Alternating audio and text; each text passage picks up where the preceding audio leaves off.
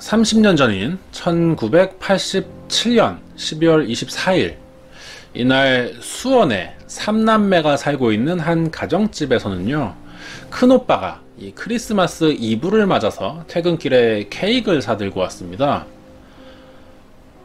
평소엔 먹을 일이 없는 비싼 케이크를 보며 좋아하던 막내딸이 상자를 열어보려고 했는데, 어머니가 둘째 언니가 오면 같이 먹으라며 막내딸을 말렸어요. 당시 18살로 입시를 준비하고 있던 막내딸은 대학에 떨어지게 되면서 신경이 날카로워져 있었죠.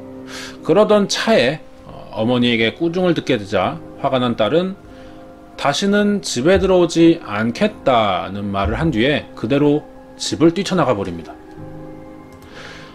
정말로 딸이 날이 새도록 돌아오지 않자 걱정이 된 가족은 집 주변을 뒤지며 딸을 찾아 나섰지만 수원 어디서도 딸의 모습은 보이지 않았고요, 목격자도 나타나지 않았습니다. 그렇게 열흘이 지나고 나서야 가족은 막내딸 김현숙 양을 다시 만날 수 있게 되는데요. 수원시 화서역 근처에서 일을 하고 있던 논 주인이 볏짚을 나르다 그 속에 웅크린 채 죽어있는 김현숙 양을 발견하고는 경찰에 신고를 했던 거죠. 현장에 남겨진 범인의 시그니처는 아주 명확했습니다. 이미 경기 지역의 형사들은 이러한 살해 방식을 잘 알고 있었어요. 수원 화서역에서 발생한 김현숙 양 살인사건의 범인은요, 화성 연쇄살인사건에서 봐왔던 범인의 행동 방식과 똑같았습니다. 화성에 4차 사건이 발생한 지 한 달 만의 일이었어요. 하지만 이 사건은 누구도 예상치 못했던 의외의 다른 사건이 겹쳐지게 되면서 결국 미제로 남게 됩니다. 경찰이 유력하게 보고 검거한 용의자가 취조를 받던 도중에 사망했기 때문이었죠. 현재 이 용의자는 문서상 무혐의로 기록되어 있지만 아직 사회적인 시각에서는 여전히 범인으로 기록되고 있습니다. 뉴스에서 자주 볼 수 있는 장면 중에 하나가 어떠한 사람이, 유명인이죠 보통, 범죄 혐의를 받아서 경찰이나 검찰청에 조사를 받으러 들어가고 있는 장면입니다. 자주 볼 수 있죠. 혐의의 사전적인 의미는 범죄를 저지른 사실이 있으리라는 의심을 뜻합니다.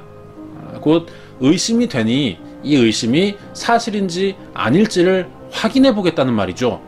하지만 뉴스를 본 사람들은 이미 범죄를 저지른 사람처럼 낙인 찍어버리는 경우가 있어요. 그래서 사실이 드러나도 여전히 범죄자 이미지가 남아버리게 되죠. 이것은 우리가 스스로 무죄 추정 원칙을 무시하는 행동입니다. 1987년의 크리스마스 이브에는 2개의 사건이 엉켜 있습니다. 어떠한 일이 있었는지 자세히 알아보도록 하겠습니다. 화서역과 300m 정도 떨어진 사건 현장에 도착한 형사들은 사체의 모습을 보고 말을 잃었습니다. 김현숙 양 부검 결과 사인은 경부 압박에 의한 질식사였어요. 발견 당시 신분증을 가지고 있지는 않았지만 김현숙 양이, 하지만 가출 신고를 했던 가족들과 대조해보며 신원을 확인할 수가 있었죠. 발견 당시 김현숙 양은 엎드린 채 두 손이 스타킹에 뒤로 묶여 있었고요. 하의가 벗겨진 채 입에는 속옷으로 재갈이 물려있는 상태로 범행수법이 화성연쇄살인사건과 매우 똑같습니다. 이 사진이 화성연쇄살인사건의 5차와 6차, 9차 사건의 피해자 발견 당시 사진입니다. 김현숙 양의 사건 현장 사진은 공개되어 있지가 않아서 우리가 확인해 볼 수는 없지만 설명만으로 들어봤을 때 화성과 같은 범인이라고 볼 수밖에 없는 아주 명확한 흔적들이 있죠. 하지만 경찰은 이 사건을 화성 연쇄살인사건에 포함시키지 않았습니다. 수원의 화서역은 화성과 20분 정도에 가까운 거리였지만 화성에서 일어나지 않았다는 이유로 화성과 공조수사도 하지 않고 수원에 단독으로 수사본부를 차렸던 거예요. 초기 수사는 80년대 당시 경찰들이 주로 사용하던 전통적인 수사 방법으로 진행을 했다고 합니다. 피해자 주변에 살고 있는 전과자나 우범자들을 닥치는 대로 붙잡아서 취조를 했던 것이죠. 그런 재래식 탐문 수사를 벌여본 결과 15세의 한모군이 용의자로 지목됩니다. 당시 화서역은 외부 사람이 찾아오기 힘든 곳이라 범인이 근처에 살고 있을 거라는 생각을 하던 도중에 평소 행실이 좋지 못했고 본드를 흡입하는 불량배라는 이유로 주민의 제보가 있었기 때문이었어요. 경찰은 즉시 한 군을 찾아가서 거칠게 추궁을 했죠. 그러자 한 군이 사건 현장 부근에서 17세의 명노열 군과 정군을 봤다라는 자백을 합니다. 사건 발생 2일째가 되는 1987년 1월 6일 오후 2시, 경찰은 한 군의 확인되지 않는 자백 하나만 가지고 화서동에 살고 있는 명노열 군의 집으로 찾아갑니다. 명군의 아버지가 무슨 일이냐고 물었지만 사복을 입은 형사들은 아무런 설명도 없이 아버지가 보는 앞에서 강제로 명군을 끌고 갔어요. 동시에 한 군의 자백대로 19살의 정모군도 같은 날 형사들에게 연행됩니다.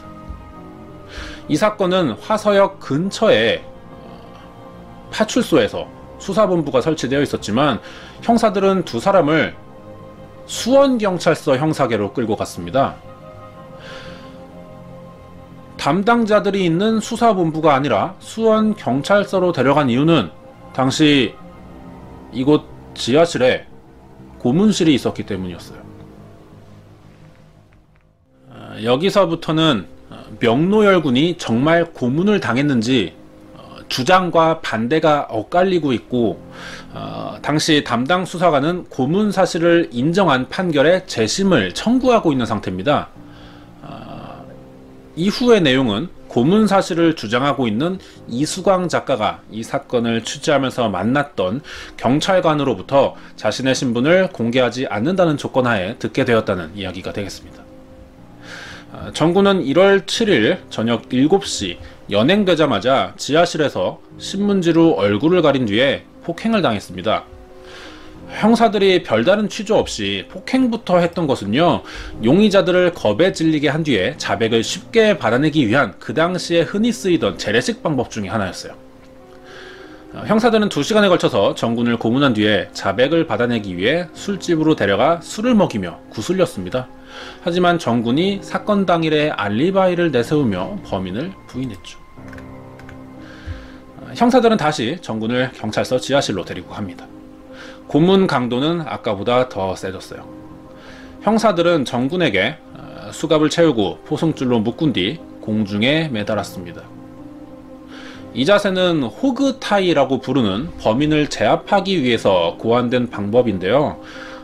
묶인 사람의 호흡을 떨어뜨려서 사망하게 되는 경우가 발생하기 때문에 현재 선진국의 경찰들은 사용하고 있지 않는 방법입니다. 19살의 아이를 이런 식으로 묶어서 천장에 매달았던 거죠.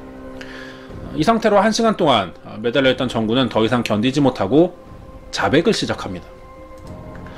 고문을 받고 겁에 질린 정군은 형사들이 불러주는 대로 자백했어요.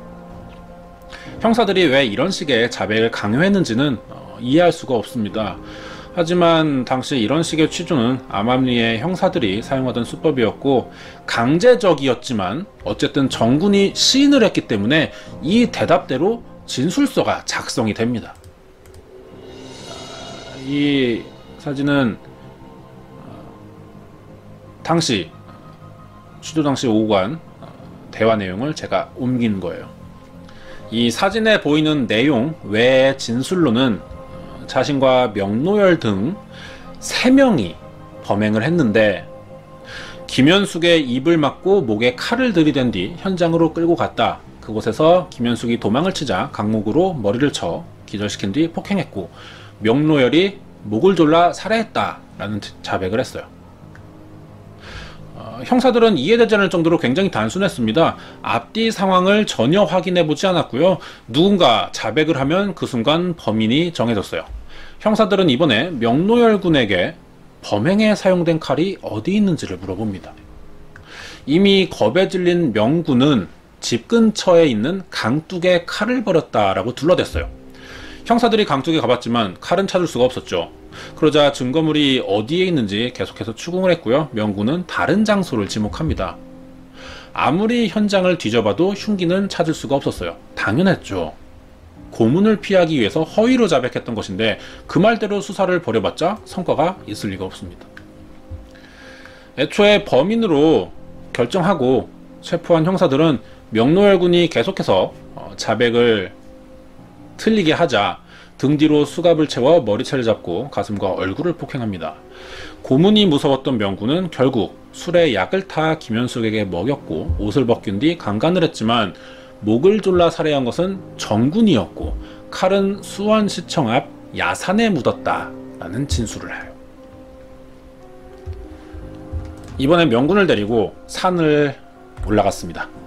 산을 뒤져봤지만 칼이 나오지 않았어요. 강요에 의한 거짓 자백이었으니까 나올 수가 없죠. 명군은 이 산속에서 기회를 틈타 도망치려고 했던 것 같습니다.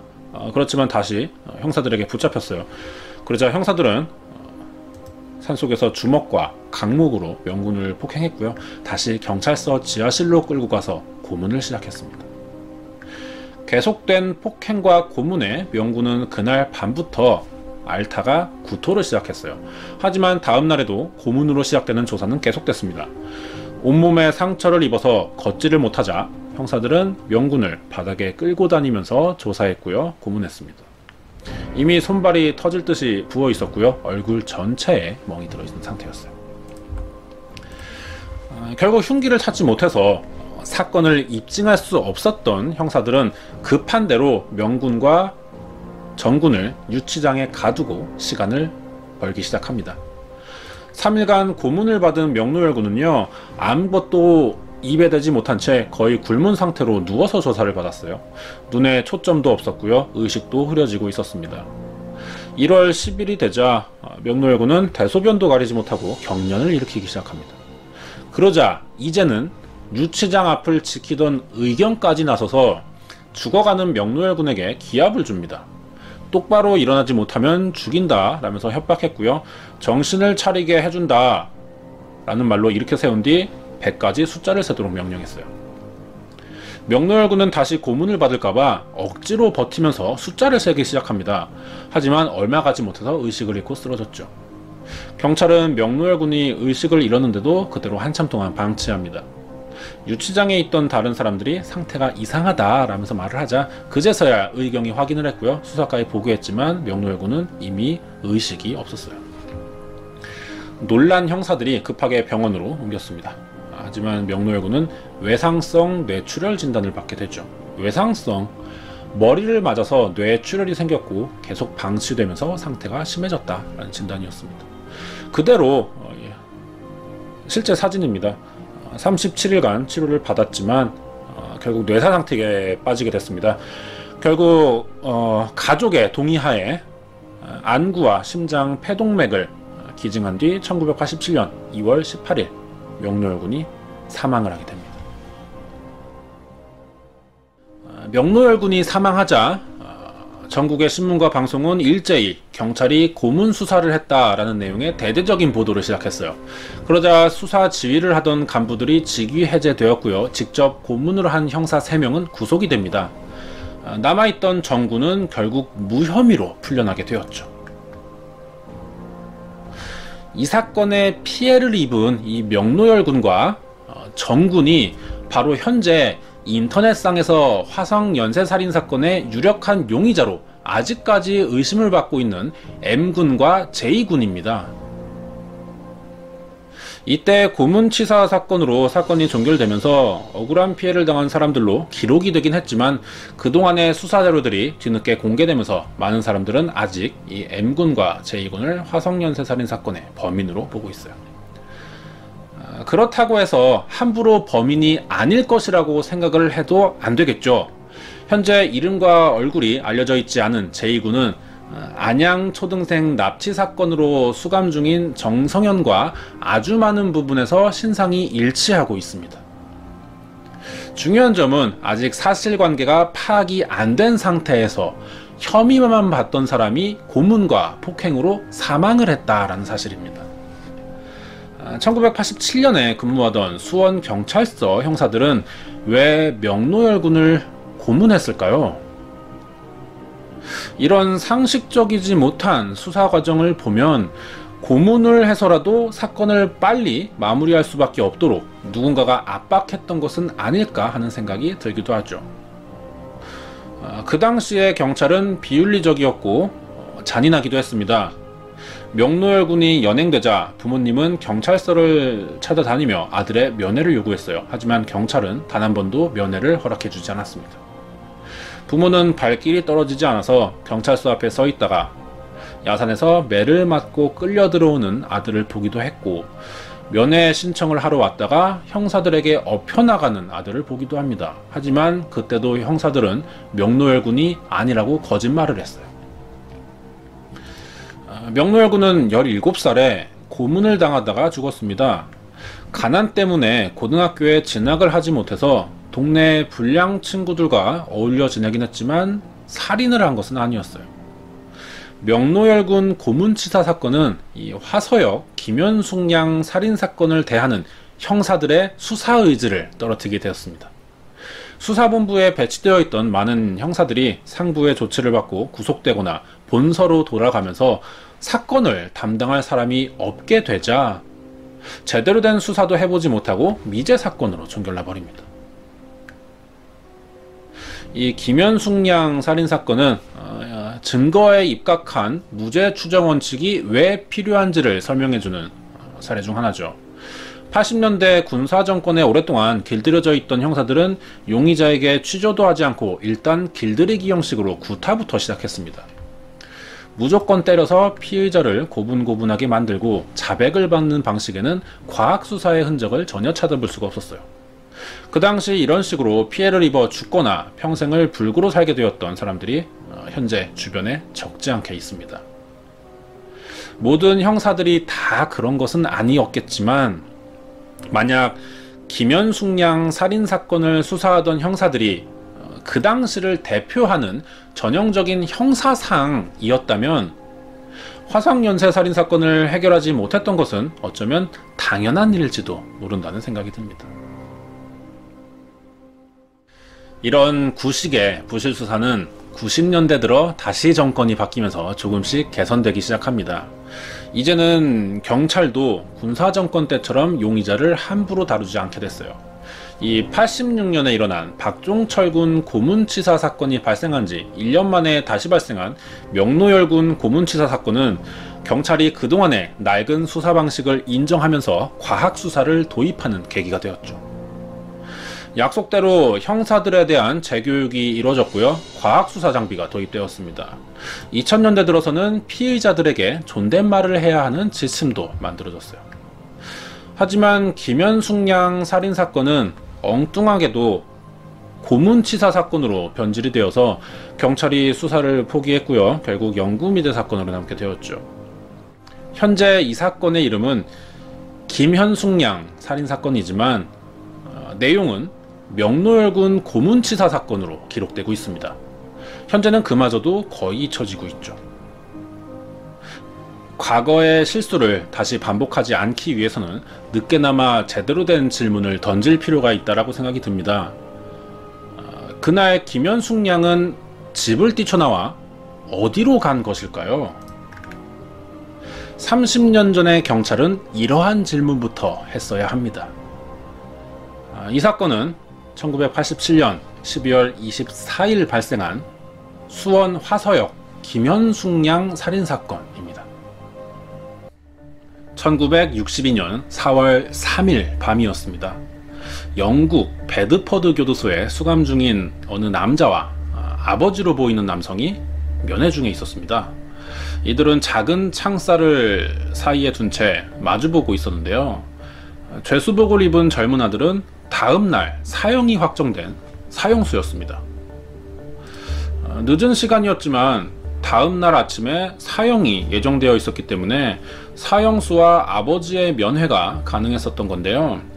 마지막으로 허락된 이 부자의 짧은 면회 시간이 끝나갈 때쯤 사형수인 아들은 자신의 아버지에게 목이 메이는 목소리로 마지막 부탁을 전하게 됩니다. 아버지도 눈물을 흘리며 생전 마지막이 될 아들의 부탁을 꼭 지켜주겠다는 약속을 했죠. 사형수의 이름은 25살의 제임스 헨레티라고 합니다. 1961년 8월 영국의 고속도로에서 발생한 총기 살인 사건과 차량 탈취 사건, 한 여성을 강간한 뒤 중상을 입힌 용의자로 체포되었다가 유죄가 인정되어서 사형을 선고받았던 건데요. 그런데 마지막 소원이 바로 이 자신의 결백함을 밝혀달라는 것이었습니다. 제임스는 체포된 후부터 죽기 직전까지 계속해서 자신의 무죄와 억울함을 주장하고 있었는데요. 그럼에도 불구하고 3번의 재판에서 모두 유죄 판결을 받고 결국 사형이 확정되었습니다. 다음날 4월 4일 아침이 됐어요. 제임스 헨레티는 예정대로 교수형을 받게 됩니다.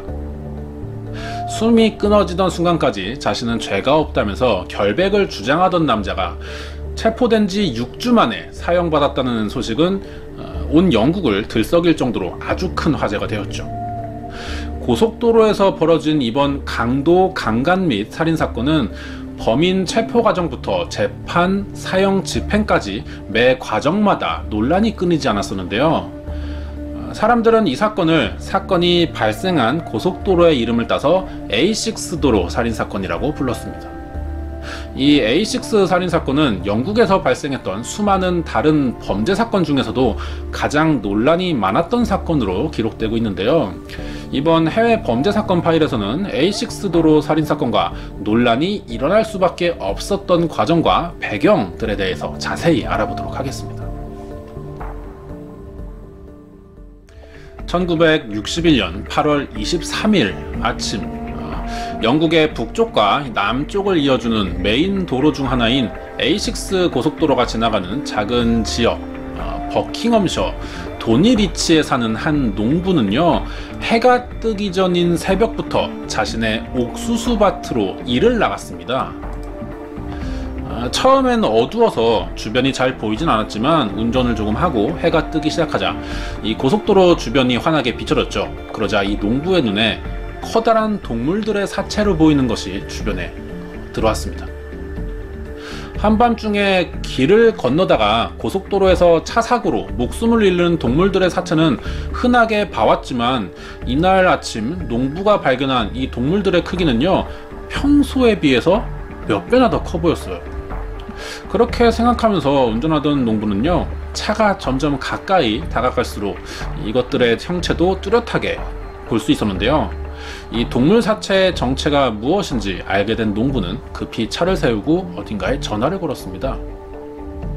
옥수수밭 수확을 위해서 길을 가던 농부의 눈에 띈 이 수상한 정체는 바로 쓰러져 있던 사람들이었던 거죠. 이날 A6 도로에서 피를 흘리며 발견된 사람은 2명이었습니다.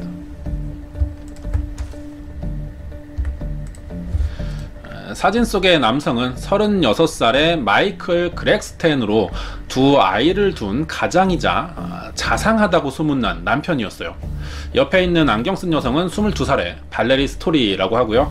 마이클의 비서로 이제 막 직장 생활을 시작한 여성이었습니다.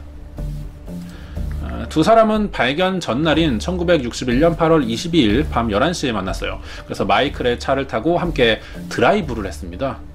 늦은 시간까지 함께 아무도 없는 이 도로를 달리던 두 사람은 이윽고 어둡고 인적이 드문 도로 구석에 차를 세웠어요. 사실 두 사람이 연인 관계였던 거죠. 두 아이와 아내가 있는 남자인 마이클과 만나게 된 이 발레리는 사람들에게 손가락질 받을 만한 잘못된 만남을 하고 있었지만 지금의 연애에 만족하는 상태였고요. 이날 밤도 두 사람은 차에서 비밀스러운 연애를 하고 있었습니다. 자, 그런데요, 도중에 갑자기 어디선가 복면을 쓴 남성이 차 유리를 깨고는 운전석에 있던 마이클의 머리에 총을 겨누게 됩니다. 이 갑작스러운 상황에 마이클과 발레리는 온몸이 굳어버렸고요. 아무 말도 하지 못했어요. 이들은 정체불명의 남자가 시키는 대로 움직일 수밖에 없었습니다. 복면을 쓴 남성은 마이클의 머리에 총을 겨눈 채 4시간 동안 런던의 이곳저곳을 운전하게 시켰고요. 발레리는 뒷좌석에서 겁에 질려 아무것도 할 수가 없었습니다. 그렇게 1시 30분이 됐어요. A6 도로를 달리던 도중에 유난히 이 도로에 인적이 없다는 것을 확인한 이 범인은요, 마이클에게 차를 세우라고 명령을 합니다. 그리고 차에서 내리게 한 뒤에 머리와 가슴을 향해 총을 쐈어요. 그렇게 마이클 그렉스턴은 총을 맞아 머리가 깨져서 피를 흘렸고 현장에서 즉사하게 됩니다. 불륜 관계였지만 자신의 애인이 총에 맞아 죽는 것을 본 이 발레리 스토리는요, 차 안에 갇힌 채 아주 큰 소리로 비명을 질렀어요. 하지만 이 비명 소리를 듣고 도와줄 수 있는 사람은 주변에 아무도 없었습니다. 마이클이 죽은 것을 확인한 이 의문의 남성은 곧바로 겁에 질린 발레리를 차에서 끌어내린 뒤에 강간을 했고요. 총을 쏜 뒤 마이클의 차를 가지고 사라집니다. 그렇게 해가 뜨는 새벽에 도로 구석에서 피를 흘리며 쓰러진 두 사람을 근처에서 농장을 운영하던 농부에 의해 발견이 되었던 거고요. 경찰에 신고가 되었던 거죠. 안타깝게도 마이클은 현장에서 사망을 한 상태였지만 이 여성인 발레리 스토리는 발견 당시에 의식은 없었어요. 하지만 다행히 숨은 붙어 있었다고 합니다. 발레리가 즉시 병원으로 이송되어서 치료를 받았어요. 다행히 목숨은 건졌지만 범인이 쏜 총에 척추를 맞았습니다. 그래서 하반신이 마비돼서 다시는 걸을 수가 없게 됩니다. 여기까지 보면 강도 강간 살인 사건이지만 그동안 전 세계에서 발생해오고 있던 유사 사건들과 비교해봤을 때 논란이 될 정도의 특별한 부분은 딱히 없어 보이는데요. 이 A6 도로 살인 사건이 각종 흉악 범죄들을 제치고 영국 역사상 가장 오랜 기간인 40년 동안이나 사람들에게 논란거리로 남아있던 이유는요, 바로 사건 발생 2주 후에 체포된 이 용의자 때문이었습니다. 당시 A6 도로 살인 사건을 조사하던 경찰은요, 발견된 마이클의 차와 사용된 총에서 범인을 특정할 만한 증거를 하나도 찾지 못한 상태였습니다. 그러던 중에 사건에 사용된 실탄이 어느 호텔에서 발견이 됩니다.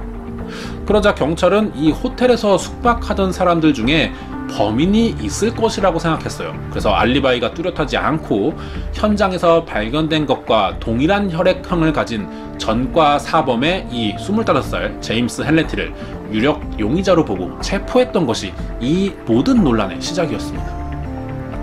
제임스 헬레티가 범인이 맞는지 알고 있는 사람은요, 그날 생존자였던 발레리 스토리뿐이죠. 경찰은 제임스의 취조 영상을 발레리에게 보여줬습니다. 범인이 맞는지 물어본 거죠. 그러자 발레리의 말은 사건이 있던 날 어두워서 범인의 얼굴은 보지 못했지만 목소리와 말투가 범인과 똑같다라는 증언을 합니다. 이 증언이 A6 사건의 재판에서 가장 유력한 증거물로 사용이 됐어요. 하지만 제임스 헬레티는요, 자신의 범행 사실을 강력히 부인하면서 오히려 억울하다라는 주장을 합니다.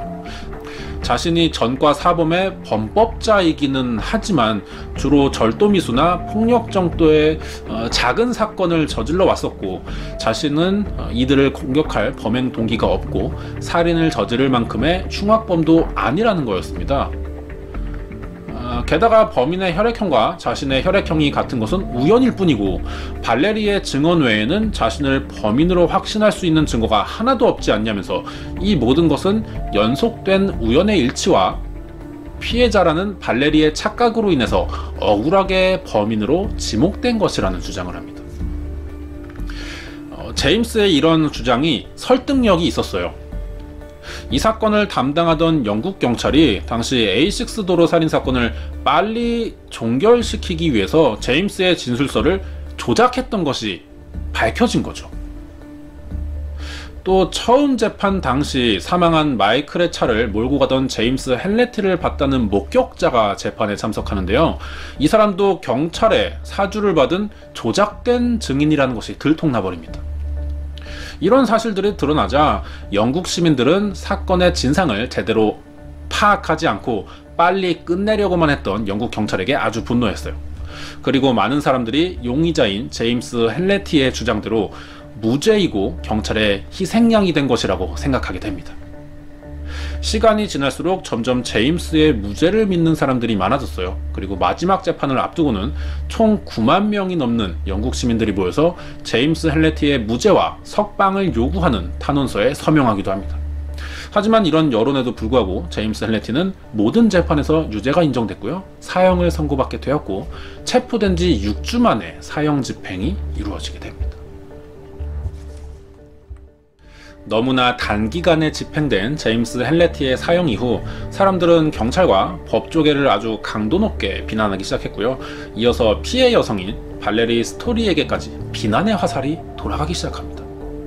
발레리 스토리는 젊은 나이에 살인 현장을 목격했을 뿐만 아니라 강간도 당했고요. 총에 맞아서 하반신 불구가 됐지만 사람들은 불쌍하게 생각하지 않았어요. 오히려 유부남과 불륜 관계를 맺고 있던 여성의 잘못된 증언으로 억울한 사람이 목숨을 잃었다면서 살인자나 마찬가지라고 손가락질하기 시작했습니다. 사형 집행 이후에 발레리는 모든 언론과의 인터뷰를 거절했고요. 사람들의 눈을 피해서 숨어버렸어요. 그러자 이 A6 사건의 논란은 더욱 커지게 됩니다.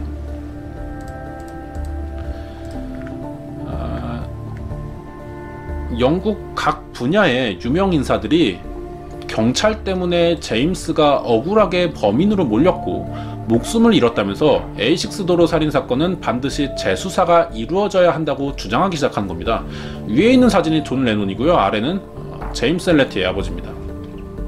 특히 이 존 레논과 오노요코 부부는요, 제임스 헬레티의 부모를 직접 찾아갔어요. 그래서 위로금을 전달했을 정도로 이 사건의 진실을 밝히려는 제임스 헬레티 무죄 운동에 앞장섰습니다. 그렇게 제임스 헬레티의 결백함을 밝혀달라는 여론들이 점점 해를 거듭할수록 거세지기 시작했고요. 급기야 제임스 헬레티의 사형이 집행된 지 35년이 지난 1997년까지 이 논란이 계속됩니다. 결국 97년에 영국 경찰은 이 아직도 논란이 끊이지 않는 A6 도로 살인 사건의 재수사를 결정해버리게 되죠. 1997년에 재수사가 시작된 이유는요, 이전까지는 범인의 혈액으로 혈액형만 판별할 수 있었지만 과학수사의 발전으로 인해서 97년 이후부터는 아주 작은 양의 혈흔에서도 DNA 추출이 가능해졌기 때문이었습니다. 다행히 큰 증거자료인 혈흔이 묻은 발레리의 속옷이 온전하게 보관된 상태였고요. 영국 경찰은 사람들이 오랫동안 원하고 있던 이 A6 도로 사건을 재수사하기 시작했죠.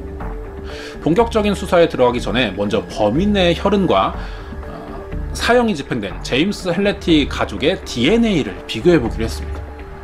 만약 일치하지 않는다면 35년이 걸리기는 했지만 제임스 헬레티는 완전히 누명을 벗을 수가 있게 되는 것이죠. 하지만 두 유전자 샘플을 비교, 대조 분석해본 결과 거의 일치했어요. 범인의 DNA와 서로 가족 관계라는 결론이 나온 겁니다. 과학은 오류가 없다면 정답만을 내놓게 되어 있죠. 만약 이 분석에 오류가 없다면 제임스 헬레티는 이 사건의 진짜 범인이라는 뜻이 됩니다. 하지만 A6 도로 살인 사건에 대한 영국 경찰의 신뢰도가 이미 오래전부터 바닥을 치고 있었잖아요. 그렇기 때문에 이 사람들은 이번 DNA 조사조차도 다시 경찰에 의해서 조작된 것이라고 의심하기 시작했어요. 진술서를 조작해봤던 경찰이 DNA는 조작하지 못했겠냐는 반응이 나왔던 거죠. 최고의 과학 기술을 사용해서 범인의 정체를 밝혔음에도 불구하고 여전히 A6 도로 사건의 진범 논란은요, 2002년까지 계속해서 이어집니다. 그러자 결국 영국의 경찰들이 아주 큰 결정을 내리게 되죠. 바로 이 40년 전 땅속에 묻힌 제임스 헬레티의 시신을 직접 꺼내서 DNA를 추출한 후에 범인의 혈흔과 비교해보자는 것이었습니다. 당연히 제임스가 범인이 아닐 것이라고 믿고 있던 가족들은 이러한 경찰의 요청을 오히려 환영하고 있었어요. 그렇게 범인 혈흔의 DNA와 제임스 헬레티의 DNA를 비교한 결과 이것이 드디어 공식적으로 발표되는 날이 찾아온 거죠. 무려 40년 동안 영국의 논란거리가 되었던 A6 도로의 범인을 가릴 제임스 헬레티의 DNA 검사 결과는요, 의심할 여지가 없는 완벽하게 일치함으로 나오게 됩니다. 드디어 40년 만에 범인의 진짜 정체가 영국에 드러나게 됐어요. 1962년 4월 4일 사형당한 제임스 헬레티는요, 마이클 그렉스텐을 살해하고 발레리 스토리를 강간한 것도 모자라서 살해 목적으로 총을 쏴서 하반신 불구로 만들었던 A6 도로 살인사건의 진범이었습니다. 제임스 헬레티가 진범이라는 사실이 밝혀지자 이미 이 60을 넘어서 노인이 된 발레리 스토리가 사람들을 피해 숨어버린 지 40년 만에 언론에 나타나게 됩니다. 발레리는 자신의 기자회견에서 단 한 번도 제임스 헬레티가 범인이 아닐 것이라는 의심을 한 적이 없었다. 그날 범인의 눈빛과 그 목소리는 지금도 잊을 수가 없다라고 말하고는 그동안 사람들이 자신의 증언을 믿어주지 않아서 고통 속에서 보냈던 이야기들을 하면서 눈물을 흘렸다고 합니다. 그리고 1년 후에 발레리 스토리가 아주 편안하게 세상을 떠났다 그래요. 사건이 이렇게 마무리가 됩니다. 영국이 현재 사형 폐지 국가인데요. 제임스 헬레티는 사형이 폐지되기 직전에 집행된 마지막 사형수 중 8인 중에 한 명이었었다고 합니다. 이런 생각을 해볼 수가 있죠. 그럼 제임스 헬레티가 마지막까지 자기가 범인이 아니라고 끝까지 주장한 이유는 어쩌면 시간을 조금 더 벌어서 어떻게든 사형을 피해보려고 했던 것이 아닌가, 이런 해석이 가능하죠. 여기까지 사건을 살펴봤을 때요, 사건을 이렇게 오랜 시간 동안 논란거리가 되게 만든 주범이 누구인지를 좀 생각해 봐야 될 것 같습니다.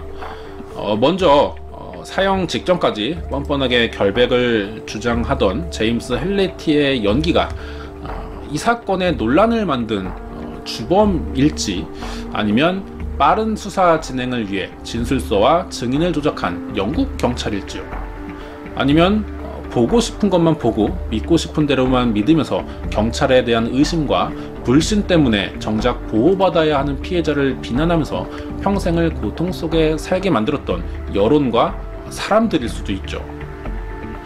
수없이 발생하는 사건 중에 하나로 더 일찍 해결될 수 있었던 이번 사건이 해결되는데 40년이란 긴 시간이 걸린 이유는요, 이러한 요인들 때문이 아니었을까 생각이 듭니다. 여기까지가 1961년 영국의 최장기 논란이 된 사건이자 반전에 반전을 거듭했던 A6 도로 살인사건이었습니다. 2000년 9월, 장소는 일본이었습니다.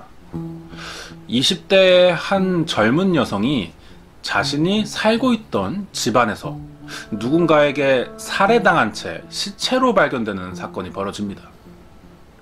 혼자 생활하고 있던 탓이었는지 이 여성의 가족이나 주변 사람들은요, 시신이 발견되고 나서야 이 여성의 사망 사실을 알게 되었고, 발견이 늦었던 탓에 이미 시신도 부패가 진행되고 있는 상태였어요.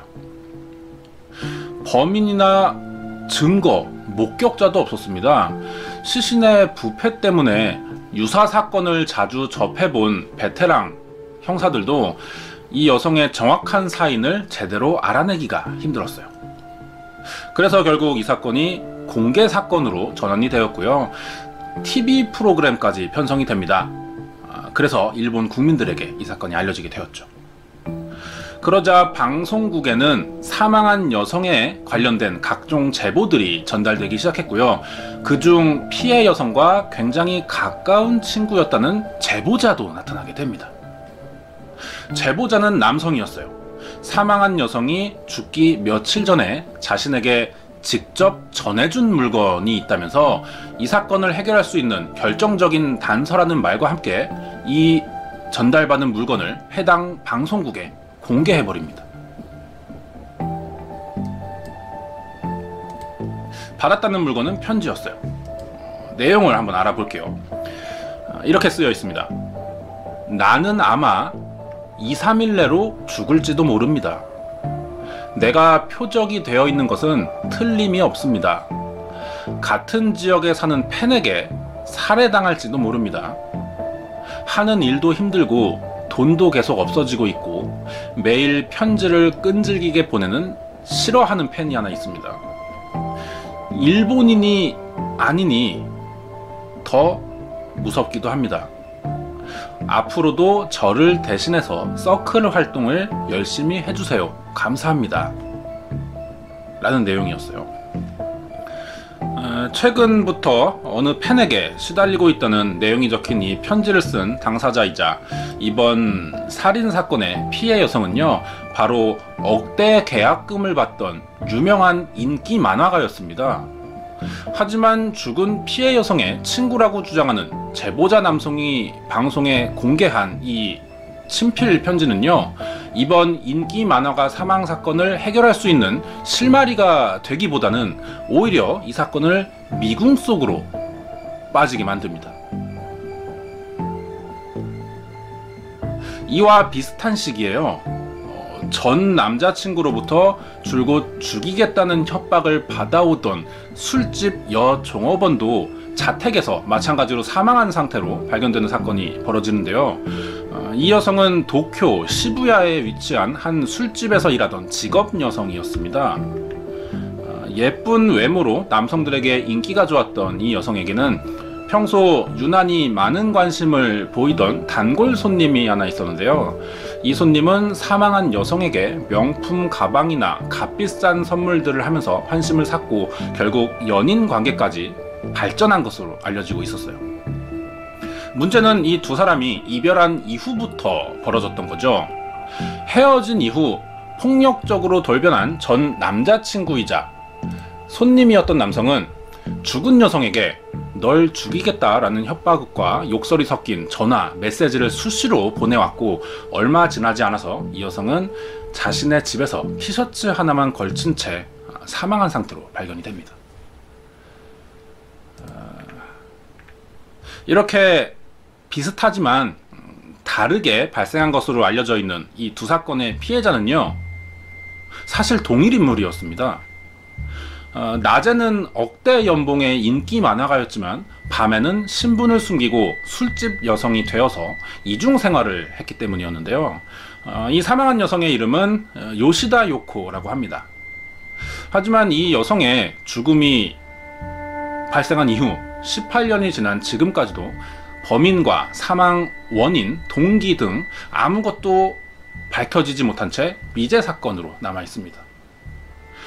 이번 범죄 사건은요, 2000년 9월 29일 일본 도쿄구 카메이도에서 발생한 인기 만화가 살인사건이라고 불리는 요시다 요코의 미스테리한 살인사건에 대해서 알아보도록 하겠습니다. 2000년 2월 29일 일본 도쿄도 코토구 카메이도에 위치한 어느 아파트에 센서스라고 불리는 인구조사원들입니다. 이 사람들이 각 세대를 돌면서 거주자의 수를 파악하고 있었어요. 사진에 보이는 이 아파트 각 층을 돌면서 인구조사를 하던 조사원은 어느 한 집에 초인종을 누르게 됩니다. 하지만 이 집에서는 아무런 대답이나 인기척이 들리지 않았어요. 처음에는 단순하게 집안 사람들이 모두 외출을 했을 거라 생각하고 이 집을 건너뛰려고 했습니다. 하지만 집안에서 무언가 썩는 듯한 냄새가 새나오고 있었습니다. 그래서 이 조사원이 발길을 멈췄죠.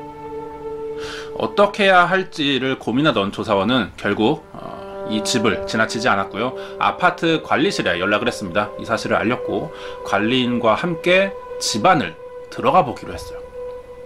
그렇게 다시 초인종을 눌러봤지만 여전히 집안에서는 어떤 인기척도 들리지 않았습니다. 집안 내부를 확인해 봐야겠다는 생각에 관리인이 현관문 손잡이를 돌려봤는데요, 이상하게도 문이 또 잠겨 있지 않았습니다. 그렇게 문이 열리자 집안에서 풍겨오는 이상한 냄새는 더 강하게 코를 찔러왔었다고 합니다. 도저히 참을 수가 없는 정도의 악취로 이 두 사람은 급히 손가락으로 코를 막으면서 집 안으로 들어갑니다. 생각외로 집안은 조용했어요. 그리고 깨끗하게 정리되어 있기도 했습니다. 하지만 이미 다 마른 지 한참 지난 것 같아 보이는 빨래가 널려 있었고요, 집안 살림에 비해서 어울리지 않아 보이는 여러 개의 명품 가방도 눈에 띄었습니다. 관리인과 조사원은 집안을 돌며 이 악취의 원인을 찾기 위해서 화장실과 부엌을 살펴봤죠. 집안은 주인의 손이 닿은 지 며칠이 된 것 같아 보였지만 그것으로 이렇게 심한 악취가 날 정도는 아니었습니다. 집안을 모두 둘러봤지만 이상한 점은 없었어요. 그리고 가장 안쪽에 위치하고 있는 방 하나만을 남겨놓은 상태였죠. 관리인이 이 방을 열어보자 그제서야 악취의 원인을 찾을 수가 있었다고 합니다. 이 방 안에는 이미 사망한 지 오래되어서 상당 부분이 부패가 진행되고 있던 여성의 신신이 있었던 것이었어요. 죽은 여성은 발견 당시 티셔츠 하나만 입고 있는 상태였고 얼굴은 이불이 덮여 있었습니다. 당시 사건이 일어난 계절이 여름이었기 때문에 유독 또 일본은 덥고 습한 날씨 때문에 이 부패가 굉장히 빠른 속도로 진행이 되었어요. 그래서 얼굴이나 지문만으로는 신원 확인이 불가능할 정도였다고 합니다. 하는 수 없이 치과 기록을 살펴봤죠. 이 기록을 통해서 피해자의 신원을 확인할 수 있었는데요. 사망한 여성이 이 집에서 혼자 살고 있던 28살의 요시다 요코라고 하는 만화가로 밝혀집니다. 요시다 요코의 살인 현장에 출동한 경찰은 집에 현금과 귀중품이 그대로 있고 사건 현장인 집 안이 비교적 깔끔하다는 점과 하의를 입지 않은 채 얼굴이 가려진 상태를 보고 강도나 제3의 인물에 의한 살인사건이 아닌 요시다 요코란 여성에게 원한을 갖고 있거나 성범죄를 목적으로 한 면식범의 소행일 것이다 라고 생각을 하고는 사건을 해결하기 위한 조사에 들어가게 됐죠. 만약 흉기에 의해 살인을 당했던 것이라면 상처 모양을 분석해서 흉기의 모양을 알 수가 있죠. 그리고 해당 흉기를 소지할 수 있을 만한 사람이나 어디서 구입했을지도 추측할 수가 있습니다. 하지만 워낙 피해자의 시신 상태가 좋지 못했기 때문에 흉기 사용 여부도 확인할 수가 없었고요. 범인의 지문이나 DNA도 발견되지 않습니다. 부검을 통해서 알 수 있었던 것은요, 열흘 전에 사망했을 것이라는 대략적인 추정밖에 할 수가 없었어요. 그래서 열흘 전을 기억하고 있는 목격자도 찾기가 힘들었습니다. 경찰 조사가 아주 순조롭지 못한 상태였죠. 사건의 실마리가 이렇게 보이지 않자 결국 이 사건을 경찰은 공개 수사로 전환하게 됩니다. 그리고 당시 일본에서 큰 인기를 끌고 있던 시사 프로그램인 기적의 문 TV의 힘이라는 프로그램에 이 사건이 방송이 될 수가 있었어요. 방송사에서 관심을 많이 보였었다고 합니다. 그래서 제작 단계에 들어가고 있었는데 방송사에서 취재를 시작함과 동시에 전국에서 요시다 요코에 관련된 각종 제보들을 수집하기 시작합니다. 그 중에 유독 눈에 띄는 한 제보자가 있었던 거죠. 제보자는 자신을 죽은 여성의 친한 친구라고 밝힙니다. 그리고 요시다 요코가 자신에게 맡긴 편지를 가지고 있다 라는 제보를 했던 건데요. 이 편지가 앞에서 봤던 일본인이 아닌 스토커 팬에게 목숨을 위협받고 있다라는 내용의 편지였습니다. 제보자이자 친구라고 주장하는 이 남성의 말에 의하면은 요시다 요코라는 여성은 꽤 오랫동안 중동계 외국인 팬에게 스토킹을 당하면서 불안해하면서 살고 있었다고 하는데요. 피해자의 친필 편지가 등장하자 프로그램 제작진은 요시다 요코의 죽음에 이 외국인 스토커 팬이라고 하는 인물이 아주 깊은 관계가 있을 것이라는 생각을 해서 경찰에 이 사건을 의뢰하려고 했습니다. 하지만 여기서 이상한 점을 하나 발견하게 됐어요. 이 편지에 쓰여진 글씨가 죽은 요시다 요코의 글씨체와 너무나 달랐던 거죠. 틀림없이 요코의 친필이라는 편지의 글씨체는요, 오히려 이 편지를 가지고 있던 제보한 남성의 필적과 똑같았어요. 일본의 유명 필체 감정가까지 동원을 해서 분석해본 결과 이 편지는 제보자인 남성이 쓴 것이라는 확인까지 받게 됩니다. 자, 그러자 이 프로그램 제작진이 제보자 남성을 다시 찾아갔어요. 이 편지를 쓴 사람은 요시다 요코가 아니라 본인의 필적인 것을 확인했다 라면서 인터뷰를 시도했어요. 그러자 이 남성이 자신의 편지 조작을 인정합니다. 왜 이런 일을 벌였는지 다시 물어보자 이 제보자는 유명 만화가로 많은 돈을 벌고 있던 요시다 요코에게 질투심을 느껴서 벌인 일이었다고 대답을 했습니다. 가짜 편지로 인해 요시다 요코 살인사건은 결국 아무것도 해결되지 못한 채 처음부터 다시 조사를 할 수밖에 없었습니다. 당시 요코의 연수입이 1,000만 엔 정도였다고 합니다. 우리나라 돈으로 치면은 1억 원 정도를 벌고 있었던 건데 다시 조사를 해보면서 요시다 요코의 사생활을 확인해본 결과 이 인기 만화가로만 알고 있던 여성의 죽음은 우리가 알고 있던 것보다 실제로 베일에 쌓인 것이 훨씬 더 많았었다고 합니다. 그러던 중 프로그램 제작진이 이 영국의 크리스 로빈슨이라는 사람에게 이번 사건을 의뢰하게 되는데요. 크리스는 영국에서 드림 디텍티브라고 불리면서 꿈을 투시하는 능력으로 각종 사건을 해결하고 있던 유명한 초능력자였어요. 의뢰를 받게 된 크리스는 이 프로그램에 출연을 합니다. 그래서 자신이 꿈에서 요시다 요코를 죽인 범인의 얼굴을 봤다는 말을 합니다. 꿈 내용을 알아야겠죠.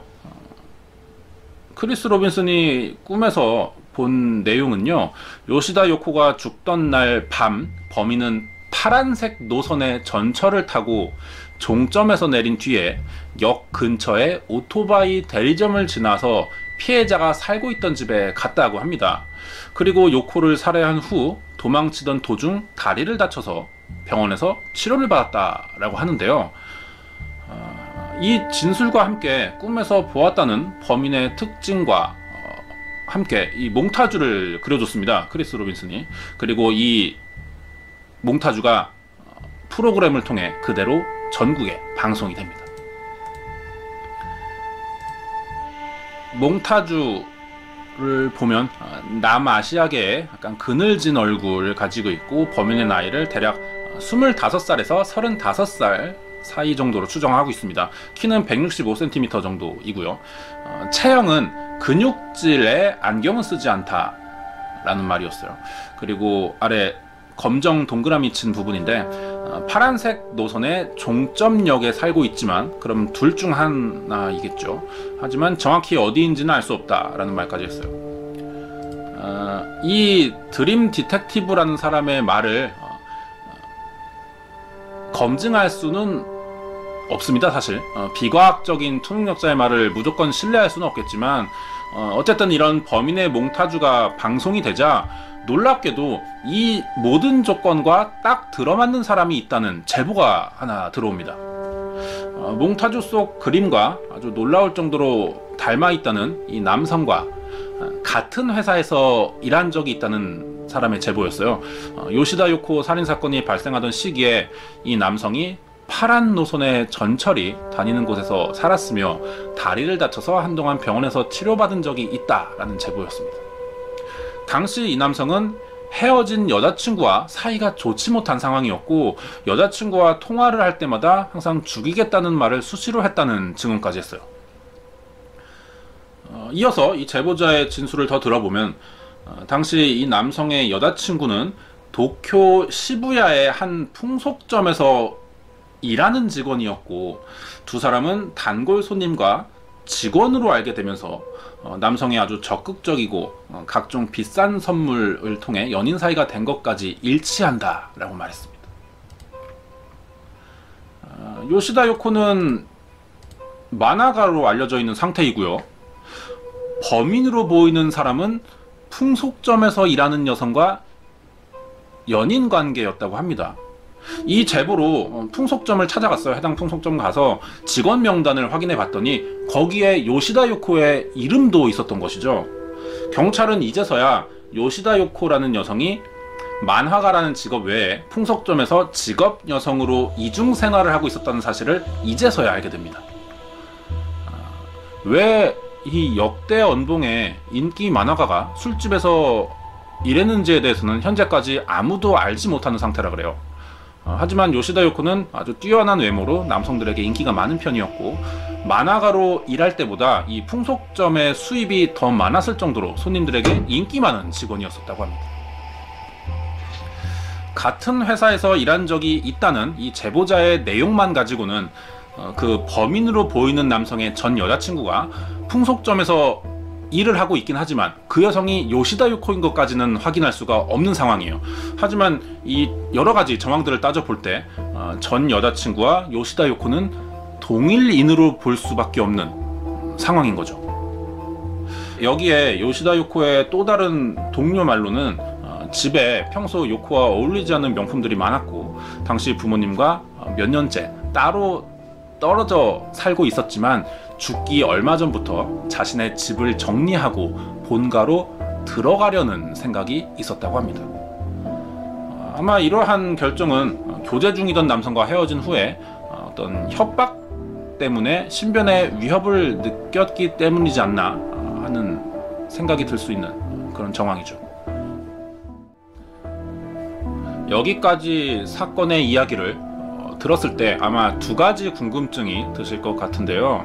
첫 번째는 범인이 다 나온 것 같죠? 몽타주랑 비슷하다는 그 남자를 잡아서 조사해보면 되지 않나 하는 생각이 들 텐데요. 모든 이 사건에 대한 모든 정황들이 한 사람을 범인이라고 가리키고 있지만 반대로 범인이라고 확정지을 수 있는 완벽한 증거는 또 없는 상태입니다.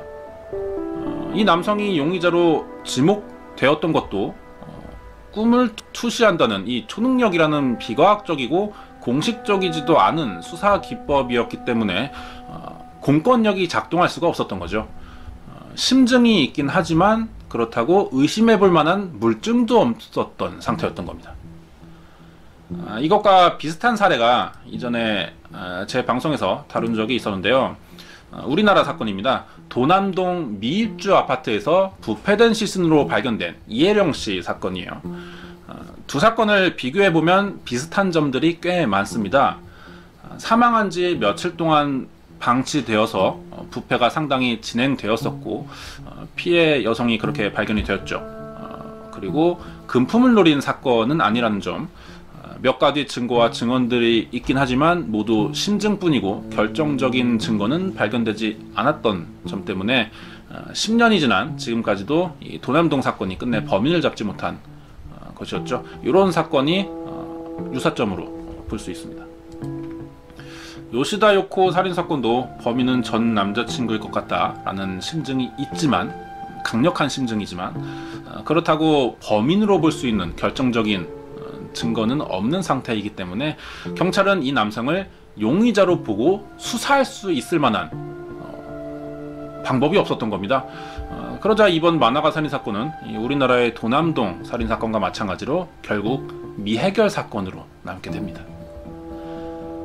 그렇다면 두 번째로 드는 의문점은 뭘까요? 요시다 요코의 친구라면서 자필 편지를 제보했던 첫 제보자 이야기인데 왜 가짜 편지를 만들어서 프로그램에 제보했는가입니다. 돈을 많이 벌고 있던 요시다 요코를 질투해서 조작한 일이라고 해명은 했지만 사실 이 행동으로 얻을 수 있는 이득은 하나도 없어 보이거든요. 이런 기회에 자신의 이름을 알려보고 싶었을 수도 있었겠죠. 하지만 당사자가 다른 말을 꺼내지 않는 이상 이것도 확인할 방법은 없는 상태입니다. 이 일과 비슷한 사례가 우리나라에도 있었어요. 가짜 편지 사건이요. 최근에 이슈가 되었었던 그 낸시랭의 남편이라고 하는 전 씨 이야기인데 2011년에 한 방송사에 고 장자연 씨가 생전에 남겼다는 친필 편지를 공개한 적이 있었죠. 그런데 이 편지가 알고 보니 전 씨의 필체로 쓰여진 가짜 편지였습니다. 이 사건으로 전 씨가 징역 8개월에 집행유예 2년을 선고받았던 적이 있어요. 실제 편지가 존재하는가 이런 유무를 말하는 것이 아니라 전 씨라는 인물이 실제 허위 제보로 실형을 선고받은 것은 분명한 사실이기 때문에 전 씨의 사례와 이번 요시다 요코 죽음에 관련된 가짜 편지 사례를 비교해보자라는 건데요. 당시 고 장자연 씨의 친필 편지라는 그 조작 사건을 두고 한 프로파일러의 말은 이랬습니다. 전 씨의 경우 정신분열증과 과대망상증을 앓고 있었기 때문에 이와 같은 일을 저지른 것 같다라는 분석이었어요. 요시다 요코 사건의 경우는 가짜 편지를 쓴 남성이 실제 경찰 조사가 아니라 방송에 제보했었던 것이기 때문에 별다른 처벌을 받지 않았던 것 같은데요. 단순히 사망한 피해자가 자신보다 유명하다는 질투심 때문에 죽은 친구의 이름을 팔면서 이를 버렸다라고 생각하기에는 사실 조금 납득하기 어려운 부분이 아닌가 하는 생각도 듭니다. 사건 전체 내용이 여기까지이고요. 많은 사람들은 현재 이 사건을 두고 특별한 단서를 찾지 못하는 한 현재 상태로는 수사를 해결하기가 힘들 것으로 보고 있습니다. 28살의 젊은 나이에 누구에 의해서 어떻게 살해당하는지도 모른 채 사망한 이 요시다 요코는 자신만의 비밀스러운 이중 생활에서도 아직까지 납득하기 힘든 의문점들만을 남겨놓은 채 의문사로만 남겨져 있는 상태입니다.